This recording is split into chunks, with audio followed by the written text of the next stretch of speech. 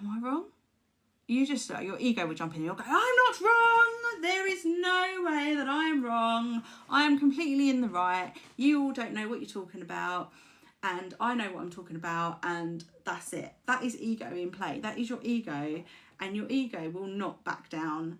Your ego will not listen to somebody else. And that's how you end up in these escalating situations. Because then the other person's ego will then come in and say, well, you're not right, I'm right. And then it'll be, you're right, I'm wrong, I'm right, you're wrong. And then you'll end up in an escalating argument, and that will be it. So what you need to do is, I'm not saying you've got to go around going, oh yeah, I'm not right, I'm not wrong.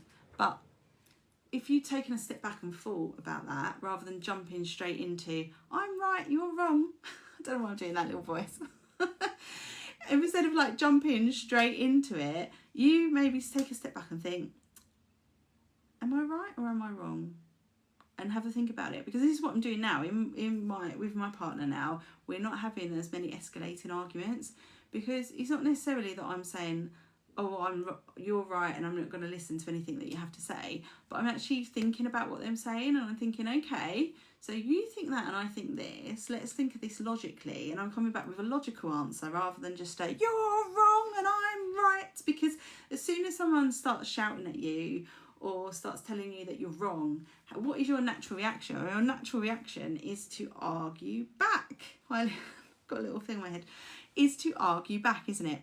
So that's your ego in play. That is, when I'm describing your ego, a way for you to understand your ego is that is the one where someone says you're wrong and you think you're right, and you won't take the example. That is your ego saying, I'm right, you're wrong, there's nothing you can do about it, and I'm staying in this situation and I'm not going to answer anything that you say because I'm right. That is ego. That is it in real play. But then it's everywhere. So it's in arguments. It's also in like victimizing yourself. So sometimes something can happen, and rather taking responsibility, you will just put yourself in victim mode, and you'll say, well, it's not my fault because I'm a delicate flower and this chair keeps rolling back. It's really annoying me. I'm not like wiggling. The chair just keeps rolling back.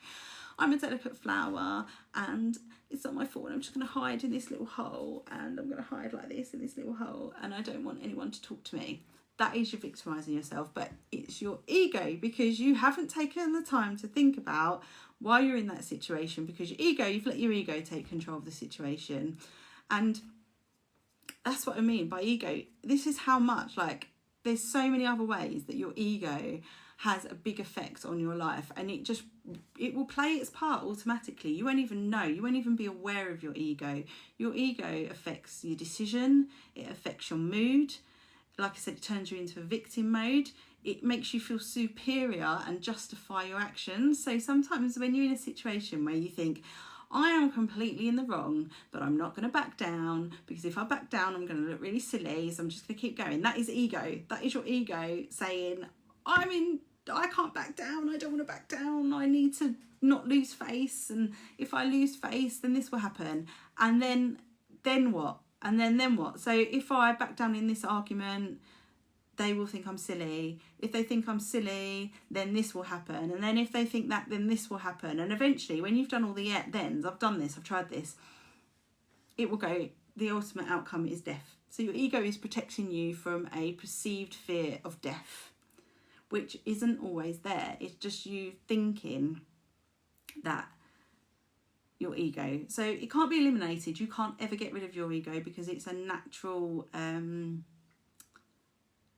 thing. Like, you can't get rid of ego. It's there. It's from the day you're born. From the day you're born, your body has these natural reactions to things, and they're there to protect you.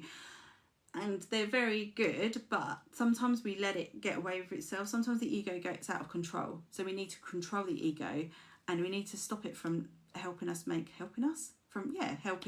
regrettable decisions. Like, who's ever